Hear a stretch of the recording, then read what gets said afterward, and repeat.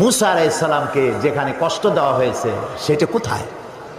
তাকে যে জায়গা থেকে ফালায় দেওয়া হয়েছিল সেই জায়গাটা কোথায়? আমাকে সেই সব জায়গা দেখানো হয়েছে যেখানে তার মা হযরতে মুসা আলাইহিস সালামকে ছেড়ে দিয়েছিল। মুসা আলাইহিস সালামকে যেখানে কষ্ট দেওয়া হয়েছে সেটা কোথায়? তাকে যে জায়গা থেকে ফালায় দেওয়া হয়েছিল সেই জায়গাটা কোথায়? আমাকে সেই সব জায়গা দেখানো হয়েছে যেখানে তার মা হযরতে মুসা আলাইহিস সালামকে ছেড়ে দিয়েছিল বাক্সবন্দি করে। বাক্সের মধ্যে বন্দি। আল্লাহ তাকে বলেছেন, মাকে বলেছেন, তুমি মুসার মা, তুমি তোমার বাচ্চাকে বাক্সের মধ্যে বন্দি করে এখান থেকে ফেলে দাও।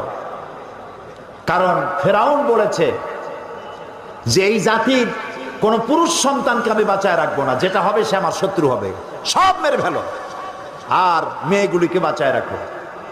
এটা হলো ফেরাউনের ইচ্ছা, কোন পুরুষ সন্তান বাঁচতে দেবে না। আর আল্লাহর ইচ্ছা